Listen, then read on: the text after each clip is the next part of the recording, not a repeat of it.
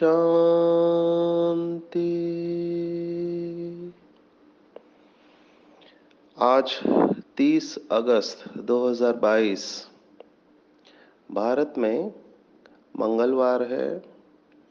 Today is 30th August 2022 and it's Tuesday in Bharat. आज की मुरली का जादुई रहस्य स्वयं को प्रेरणा देने के लिए magical secrets of today's Murli for motivating the self. इस ज्ञान मार्ग में बाबा के अलग अलग प्रकार के बच्चे हैं। बाबा ने 3 शब्द इस्तेमाल किया है। जो बच्चे पुरुषार्थी है, उत्तम, मध्यम और कनिष्ठ, और हर एक अपनी बुद्धि के अनुसार बाबा के ज्ञान को उठाता है। इसमें कोई भी गलत या सही नहीं है। बहुत सारे सब्जेक्ट्स के ऊपर, विषयों के ऊपर स्पष्टता की जरूरी है। जो नए नए बाबा के बच्चे आते हैं वो इन बातों के ऊपर अटक जाते हैं और कई तो नाराज भी हो जाते हैं। कई सारे बाबा के बच्चे और बाहर के लोग भी वीडियो देखते हैं क्योंकि आजकल फ्री है, और फिर हमको प्रश्न पूछते हैं, बहुत सारे व्हाट्सएप भेजते हैं और सभी को हम अटेंड नहीं कर पाते हैं, तो उससे भी नाराज हो जाते हैं। वो ये नहीं समझते हैं कि कितना ट्रैवलिंग करते होंगे और बहुत सारे कमिटमेंट्स होते हैं। कुछ बातें आपके सामने रख रहे हैं, बहुत इंटरेस्टिंग है, पर मुझे ऐसे लगता है वेस्ट ऑफ टाइम है। बहुत सारे बाबा के बच्चे ड्रामा की पॉइंट पर अटक जाते हैं। ये जो एक्यूरेट ड्रामा की पॉइंट है कि ड्रामा एक्यूरेट है, हूबहू रिपीट होता है, ये बहुत भाई बहनों को एक्सेप्ट नहीं होता है। उसके कई सारे कारण हो सकते हैं, लेकिन एक महत्वपूर्ण कारण ये है कि समझो आप इस कल्प में लेट आए हैं, ज्ञान में पीछे आए हैं, और आपके कई सारे कड़े संस्कार बन चुके हैं, रावण के संस्कार है। आप बहुत कोशिश करते हो अपने संस्कारों को परिवर्तन करने की, लेकिन नहीं कर पाते हो। इच्छा तो है उच्च पद पाने की, तो उच्च पद पाने के लिए क्राइटेरिया भी पता है कि किसी को मन वचन कर्म से दुख नहीं देना है, किसी के अवगुणों के ऊपर चिंतन नहीं करना चाहिए क्योंकि अवस्था खराब हो जाएगी। लेकिन जो कलयुग के संस्कार है, वो संस्कार और अभी ईश्वरीय ज्ञान के आधार पर दैवी संस्कार जो हमारे बनते हैं, उसमें संघर्ष चलता रहता है। तो वहां की मान्यताएं यहां पर लेकर आते हैं, तो निराश हो जाते हैं। मैंने देखा बहुत सारे बाबा के बच्चे निराश हो जाते हैं, कहते कल्प कल्प हमारे साथ ऐसे ही होगा।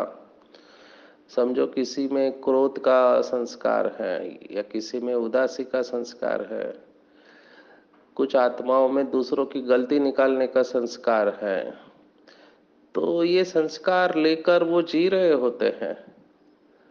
उनको भी पता चलता है कि इससे कुछ होने वाला नहीं है, लेकिन संस्कारों के वश तो नहीं कहेंगे, वो संस्कार ऑटोमेटिक काम करते हैं। एक बार एक फॉरेनर ने मधुबन में जो क्लासेस करने वाले होते हैं, वो तीनों को बुलाया, पर तीनों को पता नहीं कि हमको बुलाया जा रहा है करके। तीनों क्लासेस करने वाले हैं और तीनों एक ही स्थान पर आए, तो उनको आश्चर्य लगा कि आप कैसे आए, आप कैसे आए। तो बोला एक भाई ने बुलाया, और तीनों को सामने रख के उन्होंने प्रश्न पूछे कि ब्रह्मा ही विष्णु है और वही शंकर है, तो हर एक का जवाब अलग अलग था। तो बोला आप लोग क्लासेस करने वाले ऐसी बातें सुनाते हैं तो हम कहाँ जाए, हम कंफ्यूज हो जाते हैं। ये उसी आत्मा ने हमको सुनाया। तो ऐसे कई सारे पॉइंट्स है, मैंने केवल ब्रह्मा विष्णु शंकर का सुनाया। और मुझे भी पहले ये डाउट आता था बहुत सारे बातों के ऊपर। मना जानकारी जानने के लिए, और जगदीश भाई से काफ़ी उनकी किताबें पढ़ी थी, और बाबा ने उनको मुख्य प्रवक्ता बनाया था। बाबा ने यज्ञ की लिखने का जो भी काम है उनको दिया था। तो उनकी सभी किताबें पढ़ने का योग आया, बहुत खुशी हुई। लेकिन एक किताब में उन्होंने लिखा था कि ब्रह्मा विष्णु शंकर ये तीन अलग अलग आत्माएं हैं, और वो परम धाम से आती है, केवल सूक्ष्म वतन में रहती है। और ये जो लिखा था ये ब्लैक बोल्ड में लिखा हुआ था। तो मेरा तो फाउंडेशन हिल गया, क्योंकि हमको ये समझ में आया था या समझाया था क्लासेस में कि ब्रह्मा ही विष्णु है और वही शंकर है। और जगदीश भाई ने ऐसे लिखा तो मुझे समझ में नहीं आया। हमारा भाग्य था कि हम उस समय जगदीश भाई से मिले, उन्होंने टाइम भी दिया, और मैं उनसे मिलने गया और मैंने उनको पूछा ये कैसे है, क्योंकि हमको ये बताया गया था। तब उन्होंने कहा ये मेरा नहीं है, बाबा ने मुरलियों में कहा हुआ है। तो ऐसे ग्रे एरियाज मैं कहूँगा, अंग्रेजी में हम कहते ग्रे एरियाज, जिसके बारे में स्पष्टता नहीं है। तो ऐसे ड्रामा की पॉइंट है, या ब्रह्मा विष्णु शंकर की पॉइंट है, या और भी कोई बात है जो किसी ने क्लास में कही, हमारे वरिष्ठ भाई बहनों ने, दादियों ने, या जगदीश भाई ने, या और किसी ने भी, अगर हमको वो जचती नहीं है तो उस पॉइंट को छोड़ देना चाहिए। ऐसे और एक प्रश्न है जो क्लासेस में पूछा जाता है कि जैसे मनुष्य आत्माओं का परम धाम है, तो जानवरों का परम धाम कहाँ है, या पंछियों का परम धाम कहाँ है, ये भी प्रश्न पूछा जाता है। तो इसका जवाब नहीं दिया है बाबा ने। फिर अगर आपको जवाब नहीं पता तो फिर अंदाज लगाया जा सकता है, ऐसा हो सकता है, वैसा हो सकता है। कई सारे बाबा के बच्चे विनाश के बारे में कहते रहते हैं कि ये साल में विनाश हो जाएगा। हमने कितने क्लासेस सुने, 2000 में विनाश हो जाएगा इसके ऊपर। फिर किसी ने 2012 कहा, और भी कहते रहते हैं कृष्ण का जन्म हुआ नहीं हुआ। तो कई सारी बातें हैं जो बाबा ने स्पष्ट रूप से नहीं बताई है। तो जो बात स्पष्ट रूप से नहीं है, तो हर एक आत्मा अपने बुद्धि के अनुसार उस बात का अर्थ निकालता है। तो अभी जब हम ये बातें सुनते हैं तो हमको बहुत सावधानी से चलना चाहिए। तो जैसे मैंने जगदीश भाई को ये पूछा तो मैं संतुष्ट नहीं हुआ उनके जवाब से, क्योंकि मैं स्पष्टीकरण चाहता था। कोई स्पष्टीकरण नहीं, वो बिजी थे। और किसी को पूछा तो वो भी स्पष्टीकरण नहीं दे पाए। तब मैं बाबा के कमरे में गया तो बाबा से जैसे कि जवाब मिला कि तुमको पता भी चल गया, ये सब बातें तुमको पता चल गई, उससे फायदा क्या है? तुमको तो बाप और वर्षे को याद करना है, ड्रामा में जो होगा हो जाएगा, ऐसा जवाब मुझे आया। तब मैंने समझा इसका राज। एक बार हम आदरणीय रमेश भाई के साथ बैठे थे, स्पार्क की मीटिंग, उस समय स्पार्क की शुरुआत हुई थी, तो फाउंडिंग मेंबर है, थोड़े ही लोग थे। गामदेवी, हम मुंबई में रहते हैं तो रमेश भाई भी मुंबई में, तो थोड़े लोग आते थे, हम चर्चा करते थे। तो उस समय फिर से यही डिबेट, स्मृति क्या है, संस्कार क्या है, उसके ऊपर। तो रमेश भाई ने देखा ये बहुत डिबेट कर रहे हैं, बोला आप हमने जो टाइम वेस्ट किया वो आप मत करो, क्योंकि आदरणीय रमेश भाई ने भी बहुत स्क्रिप्चर शास्त्र पढ़े हैं। आप सबको पता हो पांडुरंग शास्त्री आठवले जो है स्वाध्याय परिवार वाले, उनके रमेश भाई राइट हैंड थे, तो शास्त्र तो कंठस्थ थे उनके।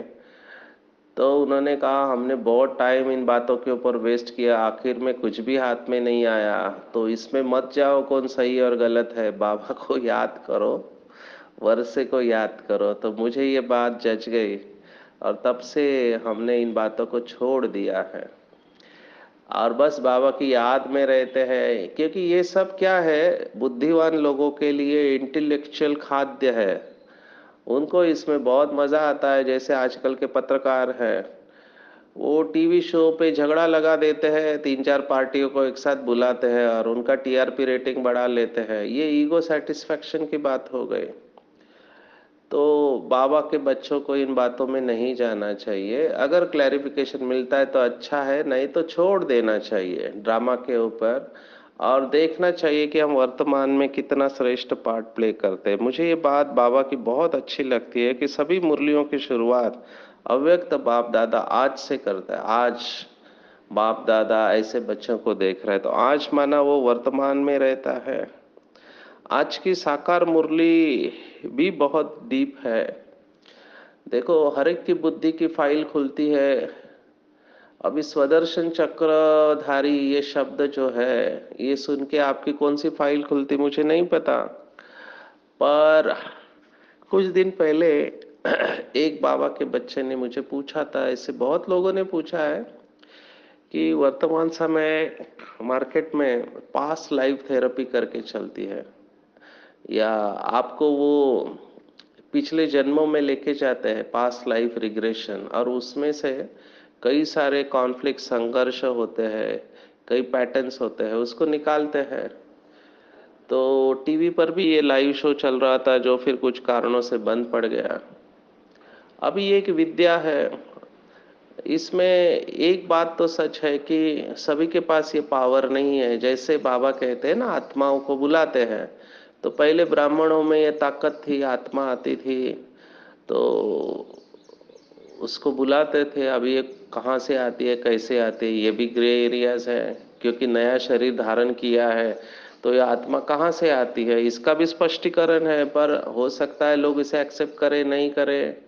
जैसे बाबा कृष्ण की आत्मा को भेजता है, अभी बड़ी दादी की आत्मा को भेजता है।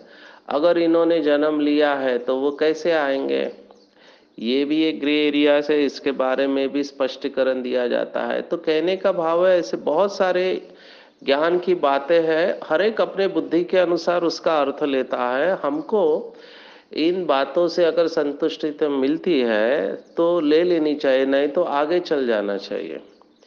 कई लोग इसमें भी पूछते हैं कि ब्लाइंड फेथ हो सकता है, जैसे आज बाबा ने कहा कि 100% ब्लाइंड फेथ है, कण कण में परमात्मा कहते हैं, मैं भी भगवान तुम भी भगवान। तो हमारे कई चित्रों में ये लिखा हुआ है सर्वव्यापी के अगेंस्ट में कि एक व्यक्ति दूसरे व्यक्ति का खून करता है, तो क्या हम ऐसे कहेंगे एक भगवान ने दूसरे भगवान को खत्म कर दिया? तो ऐसे अलग अलग कारणों से अलग अलग तरीके से सर्वया की बात काट सकते हैं और बाबा हमको ऐसे लॉजिक देता है, लेकिन बाबा ज़्यादा डिटेल में नहीं बनाता है, एक ही पॉइंट सुन के सुना के छोड़ देता है, फिर आगे हमको चिंतन करना चाहिए। तो ये स्वदर्शन चक्र की बात मैं इसलिए कह रहा हूँ कि स्वदर्शन चक्र माना पास्ट लाइफ थेरेपी है, अगर आप गहराई से देखो तो, क्योंकि आप अपने सभी जन्मों को देखते हैं। अभी जो जितना रियलाइज करेगा उतनी उसकी शक्तियां जागृत होगी।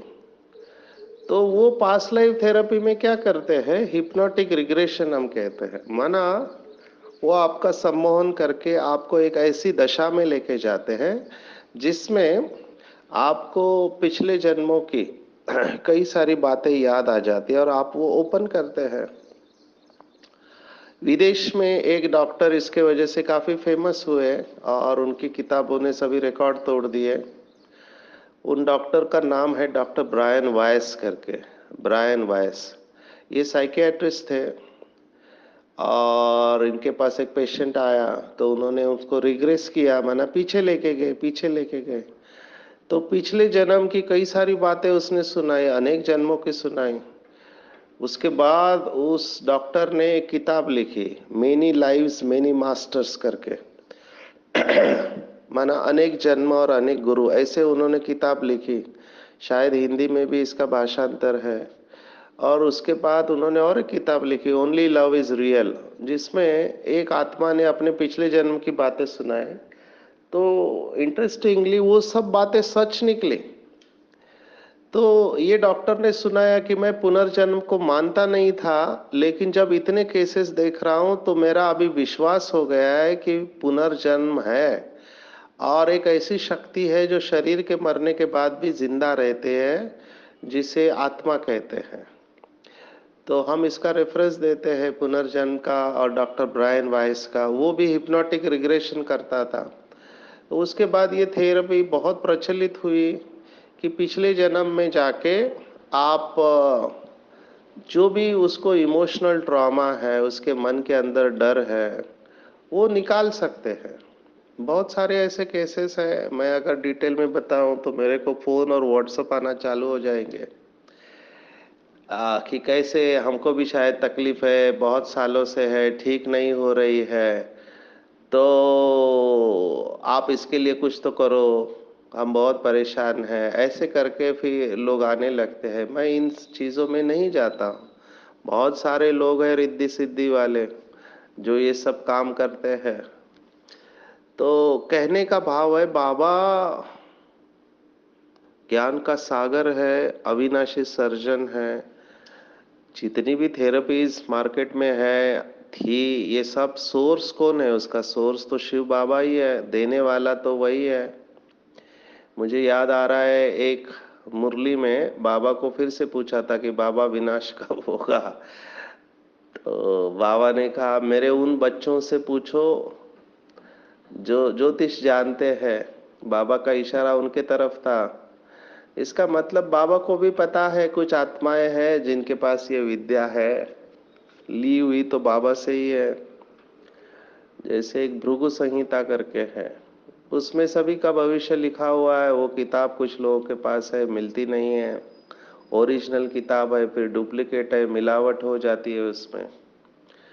मैंने तो ऐसे व्यक्ति को देखा है प्रैक्टिकली, जो आगे क्या होने वाला है पहले से ही बता देता है। उनका नाम है हिमालयन बाबा। हिमालय में साधना करते हैं, है गृहस्थी, और सालों तक हिमालय में रहते हैं, लेकिन एकदम साइलेंस में रहते, बात नहीं करते हैं। मेरे से केवल 2 शब्द ही उन्होंने बात की थी। मैंने देखा इस आत्मा का पार्ट है, योगी आत्मा है, क्योंकि बिल्कुल साइलेंस में रहते। मैंने उसको सीधा शिव बाबा का परिचय दे दिया, क्योंकि ये मुंह खोलने वाला नहीं था। बहुत अच्छी आत्मा, सात्विक है, क्योंकि उसके बगैर ये सिद्धि आती नहीं है। थोड़ा उनसे चर्चा करने से पता चला कि आकाश में रिकॉर्ड होते हैं सभी, इसको कहते हैं आकाशिक रिकॉर्ड। तो ये वैसे ही बात हो गई, जब आप कंप्यूटर में बैठते हैं, आप किसी सर्वर पर जाके वहां से डेटा या जानकारी डाउनलोड कर लेते हैं, तो वैसे इन आत्माओं के पास ये शक्ति होती है कि ये आकाश में जाके वहां से आगे का डेटा जो है डाउनलोड कर लेते हैं। आज का भौतिक शास्त्र भी इसको स्वीकार करता है। हमने सुना है, किसी ने हमको बताया कि जो भी पास्ट पे होके गए उन सब का साउंड वेव्स है वायुमंडल में, या तरंगे हैं, उन तरंगों को हम कैच कर सकते हैं।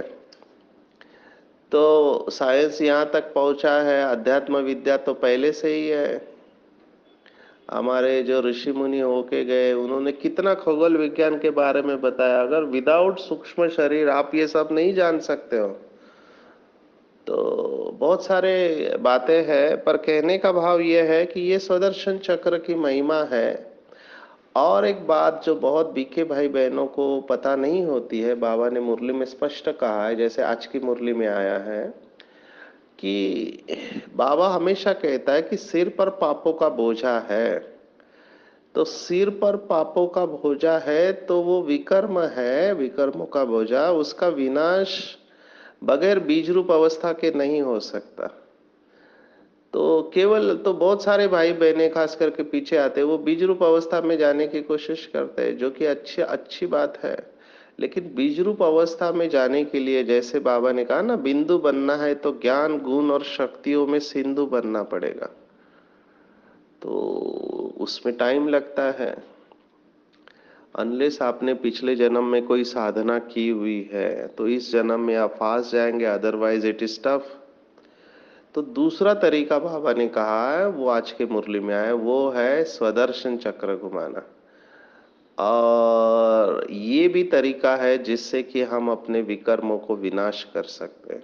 तो जो आत्माएं बीजरूप अवस्था में नहीं जा सकती, वो स्वदर्शन चक्र घुमाएंगे तो भी विकर्म विनाश होते हैं। तो ये दो तरीके हैं विकर्म विनाश करने के, एक बीजरूप अवस्था और दूसरा स्वदर्शन चक्र घुमाना।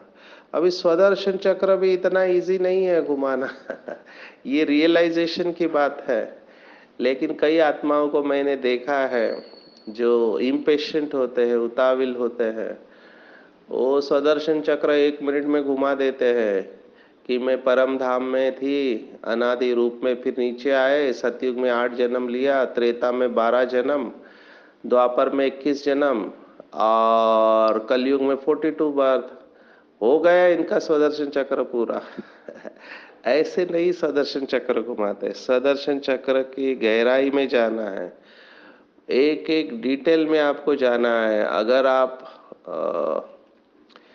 सतयुग की दिनचर्या को याद करेंगे तो सतयुग की पूरी दिनचर्या, सुबह कैसे उठते हैं, कौन उठाता है, क्या करते हैं, कैसे तैयार होते हैं, श्रृंगार कैसे करते हैं, अगर बच्चे हैं तो वो कैसे उठते, क्या करते हैं, स्कूल में जाते हैं तो कैसे उनका इंडिविजुअल एरोप्लेन होता है और वो खुद चलाते हैं, एक्सीडेंट फ्री है, वहाँ पे उनको क्या क्या सिखाया जाता है, ड्राइंग, पेंटिंग, और दिन भर क्या करते हैं, राज दरबार कैसे लगता है और बार्टर सिस्टम कैसे चलती है, कैसे दिनचर्या होगी, खाने में क्या खाते हैं, नाश्ते में क्या खाते हैं और शाम कब होती है, पानी कैसा पीते हैं, वगैरह वगैरह। तो ये पूरी दिनचर्या सतयुग की आपके आंखों के सामने। तो ऐसा जीवन, वहाँ जानवर पंछी कहाँ कहाँ क्या क्या हो गए। तो ये पूरा आपको सतयुग की दिनचर्या रिवाइज करनी है, कैसी दुनिया होगी, कैसे मकान होंगे। तो ये आप पूरा रियलाइज करें सतयुग का। फिर त्रेता युग में क्या होता है, कैसे राजाई ट्रांसफर होती है, फिर त्रेता युग में कैसे उम्र उम्र में फर्क पड़ जाता है, 150 से 130 हो जाते हैं, कैसे शरीर छोड़ते हैं, पैदा कैसे होते हैं, वगैरह वगैरह। तो आपको पूरी दिनचर्या देखना चाहिए। बाबा ने तो एक मुरली में ताज के बारे में भी बताया कि नारायण का ताज कैसे होगा, राम का ताज कैसे होगा। तो ये सब बातें हैं और ये सब बातों का चिंतन चलना चाहिए कि हम इतने श्रेष्ठ और महान थे। फिर बाबा ने एक मुरली में कहा था, लक्ष्मी नारायण के सिंहासन के पीछे विष्णु का चित्र होता है। तो ये क्यों होता है, कैसे होता है, क्या होता है, ये सब आपको देखना चाहिए, इसको फील करना चाहिए। फिर द्वापर में आज एक इंटरेस्टिंग बात आई है, मेरा उसके ऊपर थोड़ा चिंतन चला, आपका भी चला होगा, कि सोने की द्वारिका थी, वो समुद्र में नीचे चली गई। अभी द्वारिका वर्तमान समय जो भी मैप है उन अनुसार गुजरात के पास है। अभी ये बहुत इंटरेस्टिंग है कि द्वारका श्री कृष्ण की राजधानी शास्त्रों के अनुसार बताते हैं, समुद्र के नीचे बताते हैं। तो पहली बात, वो समुद्र के नीचे कैसे गई? तो बाबा ने हमेशा बताया कि 2 बार महाविनाश होता है, एक कलयुग के एंड में होता है और एक त्रेता के एंड में होता है। तो त्रेता के एंड में हुआ रहेगा तो वो धरती के ऊपर समुद्र का पानी आ गया तो वो समुद्र के नीचे चली गई, ये तो हम समझ सकते हैं। जैसे अभी जहाँ पर डेजर्ट है, या मराठी में वाळवंट कहते हैं, रेगिस्तान है, वो रेगिस्तान की मिट्टी इतनी सॉफ्ट की होती क्योंकि वो कभी समुद्र का तल था, वहां का पानी कहाँ चला गया। अभी ऐसा हो सकता है जैसे अभी सुनामी आई थी, हमने देखा हमारे कोकण में एक ऐसी जगह थी जो समुद्र के नीचे थी, वो ऊपर आ गई और बाजू की जगह पानी के नीचे चली गई। तो अंदर उल्था पालत होती है, जमीन खिसकती है तो कोई जमीन से ऊपर आ जाती है, तो ये रेगिस्तान है, ये समुंदर का तल है, इसलिए वैसे मिट्टी है। तो ऐसा बहुत कुछ हुआ है, विनाश के वक्त क्या होने वाला है हमको नहीं पता, अभी तो हमको याद नहीं है, लेकिन जरूर कुछ ना कुछ होगा। इंटरेस्टिंग बात मुझे ये लगी कि द्वारिका के पास सोमनाथ का मंदिर है। तो इसका बहुत गायन है, सोमनाथ का मंदिर। बाबा ने कहा सबसे पहले हम सोमनाथ की पूजा करते हैं, तो राजा विक्रमादित्य का चित्र बनाया हुआ है हमारे 7 डेज कोर्स में, और सोमनाथ का मंदिर वो भी गुजरात में है। तो आप सोचो, राजा विक्रमादित्य, जो विक्रम संवत बाबा कहते हैं, वो द्वापर से चालू होते, पहला राजा है, तो वो त्रेता से राजा ही लेता है। तो इसका मतलब अगर द्वारिका और सोमनाथ गुजरात के पास है तो डेफिनेटली एटलीस्ट, मुझे नहीं पता भाई, अंदाज है कि त्रेता में जो राजाएं होके गए वो सोमनाथ के पास ही कहीं उनका होगा, ज्यादा से ज्यादा नॉर्थ में और कहीं होगा। तो गुजरात के पास क्या है, राजस्थान है, मध्य प्रदेश है, और ऊपर जाओ तो उत्तर प्रदेश है जहाँ पे वृंदावन है। तो उत्तर प्रदेश और गुजरात में ज्यादा जगह नहीं है, तो वृंदावन वहाँ बताते कृष्ण का। तो उस समय की धरनी कैसे होगी हमको नहीं पता, क्योंकि उसके पास ही दिल्ली है। और बाबा हमेशा मुरली में कहता है कि दिल्ली में आपका इंद्रप्रस्थ होगा, यमुना के कंठे पर, वहां से यमुना नदी बहती है। तो इस हिसाब से तो लगता है कि वहीं पर कहीं आजू बाजू में ये स्थान होना चाहिए, बट ये सब अंदाज है, हमको नहीं पता कि आगे क्या होने वाले हैं। लेकिन मैं कह रहा हूं कि स्वदर्शन चक्र को अगर यथार्थ हम घुमाते हैं, जो बाबा ने कहा है, अब बाबा ने आज एक और शब्द इस्तेमाल किया, लाइट हाउस। लाइट हाउस सबको रास्ता बताता है। तो आज ये बात बार बार आई है कि एक आंख में मुक्ति धाम, दूसरे आंख में जीवन मुक्ति धाम, और आपके द्वारा लोगों को साक्षात्कार हो सकता है अगर आप सदर्शन चक्र घुमाते हैं तो ये बातें चिंतन करने और अभ्यास करने की है। हम सब इसके ऊपर अटेंशन देंगे, आज दिन भर सुदर्शन चक्र को घुमाएंगे, आपस में ज्ञान की बातें करना है, क्रोध का अंश निकाल देना है। कोई आपको कड़वा शब्द बोले तो सुना न सुना कर देना चाहिए, इसके ऊपर भी बहुत जा सकते हैं। स्वयं को रिफ्रेश करना चाहिए। हो सकता है कि मूड ऑफ हो जाए, तो बाबा ने जैसे कहा स्मृति का स्विच ऑन कर देना चाहिए। और कोई क्रोध में जलता हुआ आपके सामने आए, तो क्रोधी या किसी भी विकार के वश जो आत्मा होती है तो वो परवश होती है। तो बाबा ने कहा अग्नि के ऊपर तेल के छींटे नहीं डालो, क्योंकि अग्नि भड़क जाती है। और ऐसे समय पर वरदानी मूर्त बन, सहनशीलता की शक्ति का वरदान दे। जब चैतन्य में हम ये करेंगे तभी जड़ चित्रों द्वारा हम वरदानी मूर्त बन जाएंगे। और ऐसे बाबा के बच्चे जो वरदानी मूर्त बनते हैं, उनका यादगार बनता है। मंदिर जो भी फेमस है वो सब, जैसे ब्रह्मा बाबा का अभी देखा साउथ में, इस समय हम साउथ में है, तो बालाजी को कितना मानते हैं, कितनी पूजा करते हैं उसकी। श्रीनाथ द्वारे में श्री कृष्ण ही है, जगन्नाथपुरी में है, ये सब कृष्ण के मंदिर है। महाराष्ट्र में पंढरपुर में है विठोबा। तो क्यों इतना भीड़ है, क्योंकि इस आत्मा ने बहुत आत्माओं को सुख दिया है ना, अनेक जन्म सुख दिया है, तो उसका यादगार है। और जो ऐसे बाबा के बच्चे परमात्मा मिलन मेले में मौज में रहते हैं, उनके जीवन से माया के झमेले समाप्त हो जाते हैं। तो मिलन, परमात्मा मिलन मेले की मौज में रहने वालों के जीवन से सब झमेले समाप्त हो जाते हैं। तो आज का पूरा टेक होम अगर आप कहे तो मैं कहूँगा फोकस ऑन स्वदर्शन चक्र। स्वदर्शन चक्र घुमाएंगे तो शांति धाम, सुख धाम ऑटोमेटिकली हमारी आंखों में आएंगे। एक मुरली में बाबा ने कहा त्रिमूर्ति लाइट्स का साक्षात्कार होगा, आप वो मुरली पढ़ सकते हैं, त्रिमूर्ति लाइट्स का साक्षात्कार। तो ऐसे स्वदर्शन चक्र घुमाते रहेंगे तो बाबा ने कहा अविनाशी पद का खाता जमा होते जाएगा। अच्छा, ओम शांति।